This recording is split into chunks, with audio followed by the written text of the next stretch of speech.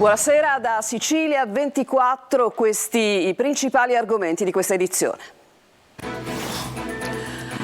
Tensione sempre alta a Lampedusa, nuova protesta degli isolani contro l'ipotesi di una tendopoli come base per le forze dell'ordine che non verrà comunque allestita. In rivolta anche i rifugiati che vogliono lasciare l'hotspot ancora stracolmo. Domani attese Meloni e von der Leyen. Solidarietà e arte nella terra dell'emergenza. A Lampedusa il vento del nord. Rassegna di film e cortometraggi ideata da Massimo Ciavarro. Ospita Beppe Fiorello, debuttante alla regia, che esprime vicinanza alla popolazione dell'isola. Le discariche dell'isola, le discariche abusive invadono le città siciliane. Titolo al vostro TG. Oggi ci porta a Siracusa. Cumuli di rifiuti ingombranti deturpano molte strade della città. Covid pronti fra 2 settimane, i vaccini gratis per tutti, i consigli dell'infettivologo per la gestione della nuova ondata. Nessun obbligo ma massima attenzione per i fragili. Lunghe e interminabili liste di attesa nella sanità pubblica in tutta la Sicilia, anche 6 mesi per una visita senologica a Catania e una TAC a Messina, 2 anni per un ricovero in pediatria a Palermo. Terza vittoria consecutiva in campionato per il Palermo che batte l'Ascoli fuori casa, finisce 1-0 grazie al gol di Mancuso, rosanero secondi in classifica.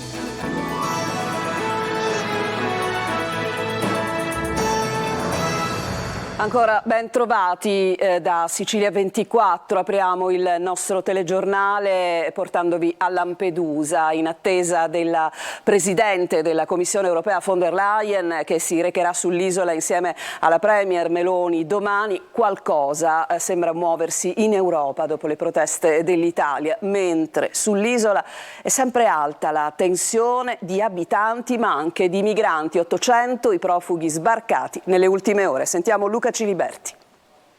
Esplode la protesta a Lampedusa, un centinaio di residenti sono scesi in piazza insieme al vice sindaco bloccando alcune strade per poi manifestare davanti al comune. La protesta ha raggiunto il culmine quando fra gli isolani si è diffusa la notizia che nell'ex base militare Loran verrà creata una tendopoli con mezzi e attrezzature dell'esercito. La paura, dicono, è che si vogliono prendere l'isola. Vogliamo Lampedusa libera, vogliamo vivere serenamente di turismo e pesca, punto! Punto! Vogliamo vivere d'altro! Il governo se non è capace di prendere 2 navi, è da 9 mesi che il sindaco lo ripete, 2 navi al largo di Lampedusa in modo tale che arrivano, rimbarcano e partono! L'ipotesi di realizzazione della tendopoli invece è stata esclusa dal prefetto di Agrigento, che ha spiegato che le strutture serviranno per ospitare il personale della polizia a supporto dell'emergenza migranti e attualmente senza ricoveri. La situazione sull'isola resta critica nonostante le rassicurazioni del governo. Nell'hotspot ci sono circa 3.000 migranti, numeri dimezzati rispetto a qualche giorno fa quando le presenze erano arrivate a quasi 7.000. Momenti di tensione anche tra i migranti del centro, dove in centinaia, stanchi di aspettare il loro turno per il trasferimento, hanno iniziato a protestare. Durante uno degli ultimi sbarchi è arrivato anche un neonato morto. La madre aveva partorito durante la traversata a bordo di una carretta del mare sulla quale viaggiava con una quarantina di disperati provenienti dal Nord Africa. E in una Lampedusa che vi abbiamo mostrato in piena emergenza si inserisce invece l'arte, si inserisce anche la sensibilità di alcuni artisti in particolare, perché inizia proprio da questa sera il Vento del Nord, la rassegna ideata da Massimo Ciavarro, innamorato dell'isola, abitante dell'isola, che inaugura proprio questa rassegna con il film Stranizza d'Amuri, che vede alla regia Giuseppe Fiorello, un Giuseppe Fiorello molto commosso e vicino alla popolazione. Sentiamo Eva Spampinato. 2 volti di un'isola, da un lato l'emergenza umanitaria e gli sbarchi, dall'altro il cinema che porta i temi della solidarietà e dell'accoglienza sul grande schermo. 2 volti che in questo momento convivono insieme a Lampedusa, dove si inaugura la 15ª edizione di Il Vento del Nord, rassegna cinematografica ideata da Massimo Ciavarro nel 2008 con la consulenza di Giovanni Spagnoletti e il coordinamento di Laura Delli Colli. La manifestazione si apre con la proiezione di Stranizza d'Amuri, esordio nella regia di Giuseppe Fiorello, che abbraccia virtualmente tutte le anime che in questo momento si intrecciano in una terra ospitale e che grida aiuto. Lampedusa, che in questo momento e da troppi anni sappiamo bene cosa è capace di fare e come è capace di accogliere gli esseri umani che stanno cercando una speranza, un sogno, una dignità. Quindi un abbraccio va a tutti gli abitanti di Lampedusa, a Lampedusa tutta. Gianni, piacere. I loro bisogni e i musconi ciabulau. Quella che vedrete stasera è una storia di amore, anch'essa è una storia di diritti negati. Ci siamo liberamente ispirati a un fatto di cronaca accaduto a Giarre nel 1980.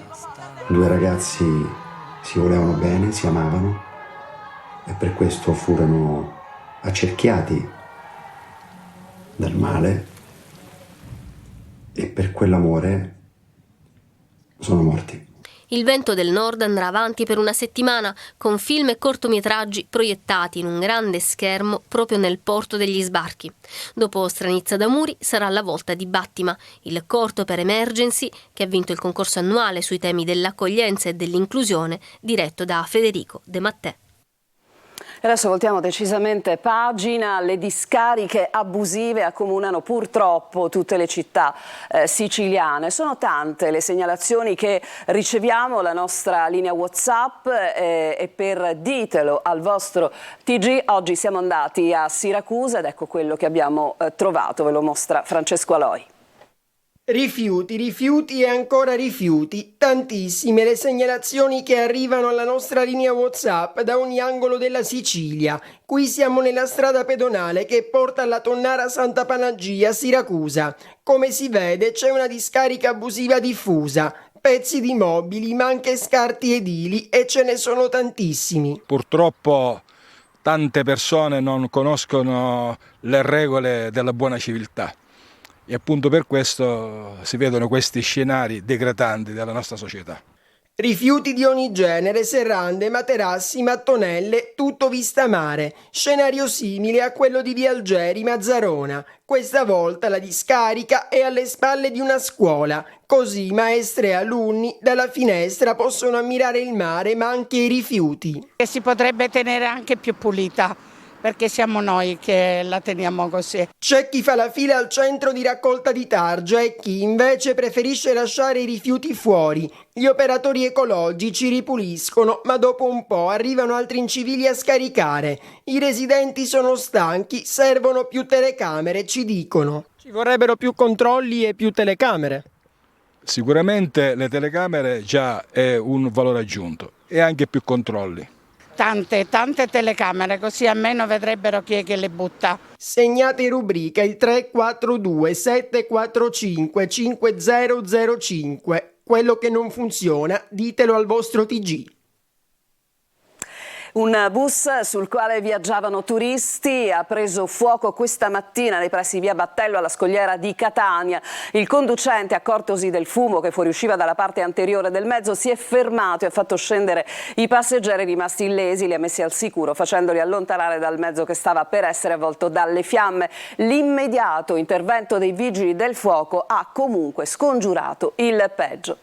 E quando la capacità e l'impegno delle forze dell'ordine in alcuni casi anche in libertà dal servizio salvano le persone. Vi raccontiamo due episodi. A Capaci un carabiniere di passaggio ha rianimato praticando un massaggio cardiaco un anziano che mentre faceva una passeggiata con la moglie ha sbattuto la testa a causa del marciapiede dissestato. Altro episodio a Palermo dove i vigili del fuoco hanno liberato un automobilista rimasto incastrato nella sua auto che si era capovolta. Adesso al Covid, il ministro della Salute Orazio Schillaci ha infatti anticipato che da ottobre saranno disponibili i nuovi vaccini appunto anti-Covid. Intanto arrivano dei suggerimenti per tutelare le fasce più fragili che saranno le prime ad essere vaccinate. Sentiamo Marco Carli. Da un lato i casi che aumentano di numero con la variante Eris che cresce, la situazione che, ripetono gli esperti, non è ai livelli della soglia d'allarme. Dall'altro le dichiarazioni di Schillaci, il vaccino anti-Covid aggiornato che verrà offerto gratuitamente a tutti i cittadini che vogliano sottoporsi alla somministrazione e non soltanto alle categorie indicate nell'ultima circolare del Ministero della Salute, ovvero over 60, soggetti fragili, donne incinte ed operatori sanitari. I nuovi vaccini arriveranno entro 2 settimane e la campagna vaccinale anti-Covid e anti-influenzale partirà dagli inizi di ottobre. Il vaccino sarà disponibile gratuitamente per tutti, ma la cosa più importante, direi io, è quella di far vaccinare al più presto possibile le persone più anziane, ovvero quelle che hanno più di 80 anni e quelle che stanno nelle case di riposo. Queste persone devono avere la massima priorità. Nel frattempo però ci sono delle indicazioni e delle precauzioni, soprattutto per le fasce più deboli. Il consiglio che do io è quello di non fare terrorismo, quindi tutte le persone giovani, forti, possono continuare a fare la loro vita tranquillamente. Al contrario, le persone più anziane, più fragili, più avanti con l'età o con altre patologie, con comorbidità, è bene che indossino la mascherina FFP2 quando sono nei mezzi pubblici o sono nei luoghi affollati, soprattutto se sono luoghi angusti. Poi è anche molto importante che tutte le persone che hanno segni e sintomi di influenza non vadano in giro, che facciano il tampone o qualora dovessero andare in giro è giusto che indossino la mascherina FFP2 per evitare di contagiare altre persone.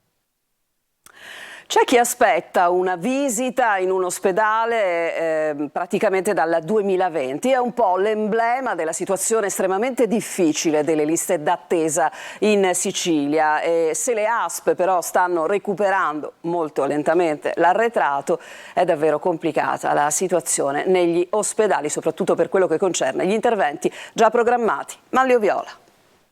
Va a rilento il recupero delle liste d'attesa in sanità dopo il lungo blocco dovuto al Covid. Nonostante le aziende sanitarie mostrino orgogliose i numeri degli esami clinici e delle visite evasi, la situazione resta problematica soprattutto in Sicilia. È Messina, la città della regione dalle attese più lunghe, dove per un esame diagnostico si possono impiegare da 9 mesi a 1 anno. 9 mesi di attesa anche nel catanese, mentre nel palermitano non si riesce a scendere sotto i 6 mesi. Sono tempi medi perché per conteggiare le liste d'attesa non bisogna tenere in conto soltanto i poliambulatori delle ASP, ma ci sono anche gli ospedali dove la situazione è maggiormente drammatica. Quella peggiore è in pediatria. Ci sono bambini che attendono da più di 2 anni la chiamata dell'ospedale di Cristina di Palermo per un semplice intervento di ernia. Adulti in attesa al civico dal 2020 per l'asportazione di un tumore benigno alla prostata. Pazienti che da 3 anni devono eseguire un'operazione alle tonsille a Villa Sofia Cervello o un intervento alla colonna vertebrale più delicato al Policlinico Paolo Giaccone. La prossima settimana la Regione metterà in campo il suo piano e darà indicazioni precise alle 27 aziende sanitarie fra provinciali e ospedaliere. Primo tema, lo sblocco della mobilità del personale. Seconda cosa da fare, lo sblocco degli straordinari per consentire l'uso per almeno 12 ore al giorno di sofisticate apparecchiature diagnostiche che attualmente eseguono soltanto 3 o 4 esami al giorno al massimo. Ma il vero tema sono gli interventi programmati per i quali non si vede ancora all'orizzonte lo straccio di un'idea che possa essere risolutiva. Stefano Cirillo è il nuovo segretario della DC in Sicilia. A formalizzare l'incarico i 600 delegati nel primo congresso regionale del partito a Palermo, con la relazione introduttiva del segretario nazionale Totò Cuffaro. Per la presidenza della DC è stato scelto l'ex deputato regionale Carmelo Pullara. Adesso ci fermiamo per una pausa, torniamo tra poco e vi racconteremo la singolare storia di un catanese che si è ritrovato titolare di un'auto di lusso senza saperlo.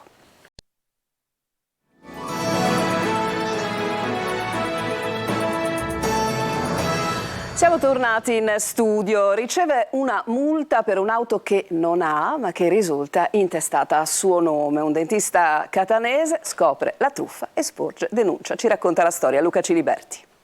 A Catania capita che un dentista si ritrovi proprietario di una fuoriserie a sua insaputa e che lo scopra solo quando le forze dell'ordine gli recapitano a casa una multa per infrazione stradale. Già, perché la nuova frontiera dei truffatori, per evitare la ghigliottina dei controlli incrociati tra agenzie delle entrate e redditi effettivi di nullatenenti o prestanome, adesso passa per il benestante intestatario inconsapevole.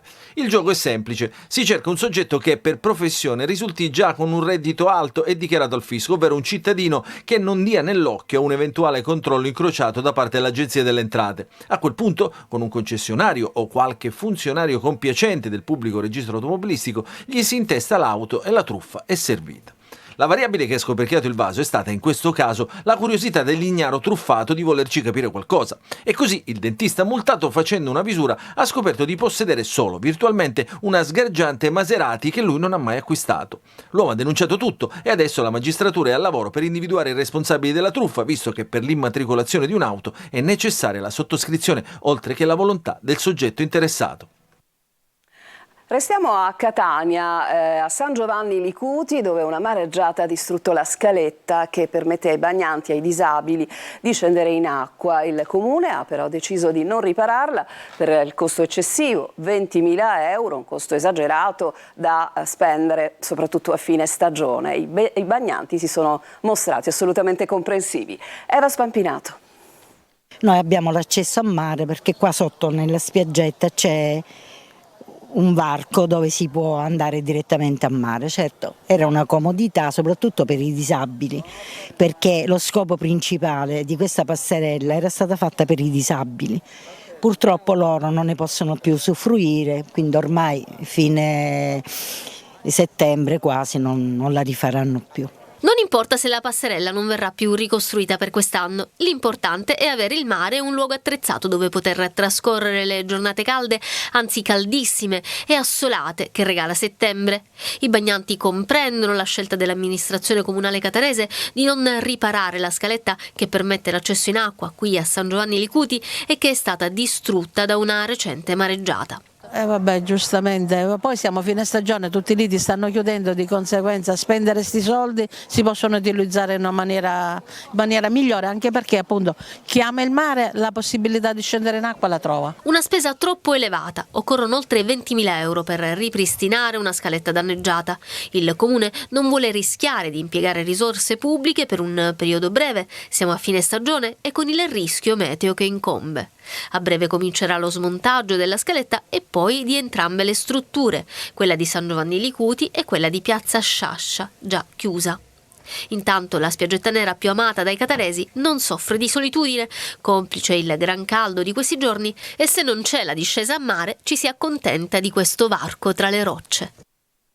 Ci fermiamo ancora, dopo una breve pausa ci occuperemo di calcio, in particolare in apertura dell'ennesima vittoria del Palermo.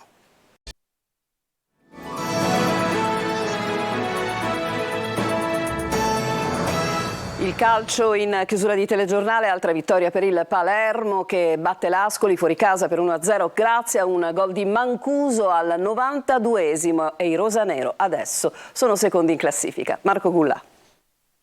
La vittoria arriva al 92esimo quando il pareggio sembrava ormai scritto e invece il Palermo continua a vincere, sbanca Ascoli con il risultato di 1-0 e colleziona il terzo successo consecutivo di Mancuso. La rete della vittoria sui bianconeri in mischia, arriva la zampata dell'attaccante rosanero entrato in campo al 66esimo e al suo primo gol con la maglia dei siciliani. Per i rosa è stata una vittoria molto complicata e sofferta, dietro non ci sono stati tanti rischi ma in attacco sono mancate delle manovre offensive pulite. L'occasione c'è stata nel primo tempo con un colpo di testa di Aurelio che è stato parato da Viviano. Nell'Ascoli ci ha invece provato Rodriguez, sempre di testa, ma non ha trovato la porta di poco. Poi l'episodio del rigore tolto dal VAR. Il Palermo ha fraseggiato molto, non trovando però tantissimi spazi. Brunori è servito poco e non riesce a incidere. Poi 3 cambi di Corini hanno dato maggiore frizzantezza alla squadra e Brunori è andato vicinissimo al gol. L'Ascoli si affida all'ex Nestorowski che però non riesce mai a tirare in porta e allora quando sembrava ormai finita ci ha pensato Leonardo Mancuso a segnare,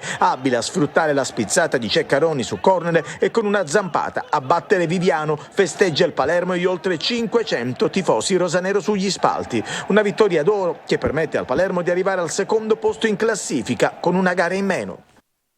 E domani al Massimino arriva il Picerno e il Catania cercherà di conquistare i primi punti in campionato. Intanto la società potrebbe tornare sul mercato, ci dice tutto Marco Carli.